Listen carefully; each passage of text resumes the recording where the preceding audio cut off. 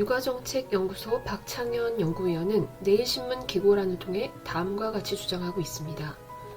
중구 초등돌봄 정책 실험은 일단 성공한 것처럼 보인다. 그러나 이 모델은 정책의 지속 가능성 측면에서는 부정적 평가를 받고 있다. 예산을 감당하기 어려워 새로운 지자체장이 이를 유지하고 타 지자체에서 보편화하기에 지속 가능하지 않다는 것이다. 정책 실험은 이미 끝났다.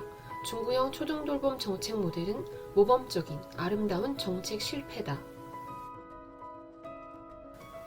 과연 중구형 돌봄 정책은 실패한 것일까요?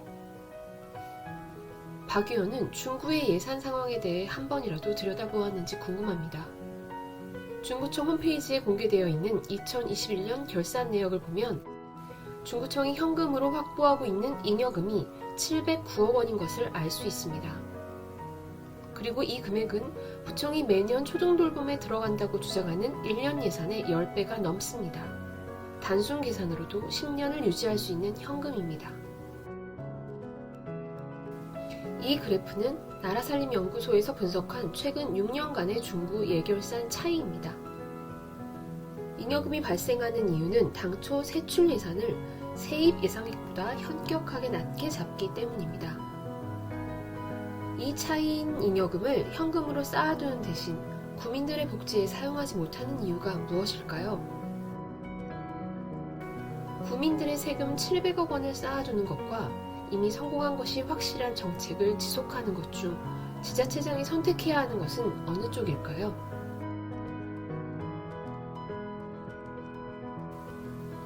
중구의 사회복지 예산 비중은 35%에 불과합니다.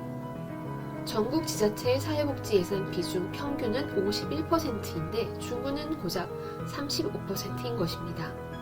게다가 국비 보조를 제외한 순수 구비로는 고작 17%입니다.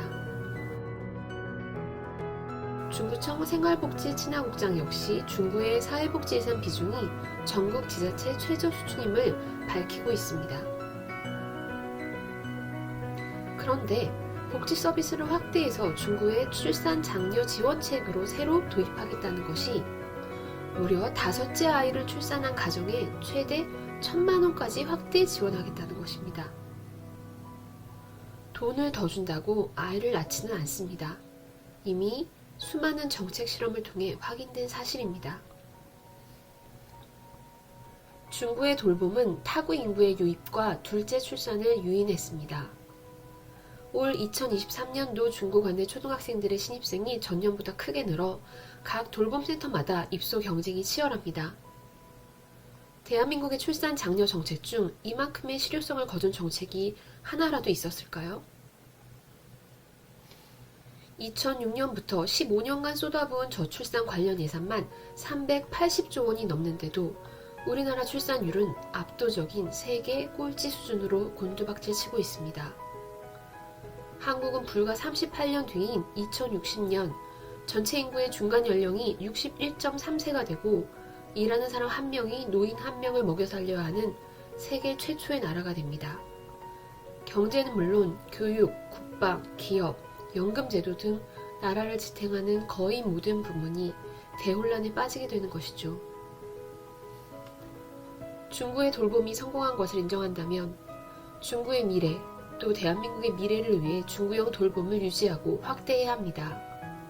게다가 중구는 중구형 돌봄을 지속할 수 있는 예산과 지속하라고 하는 국민들의 명령이 있습니다.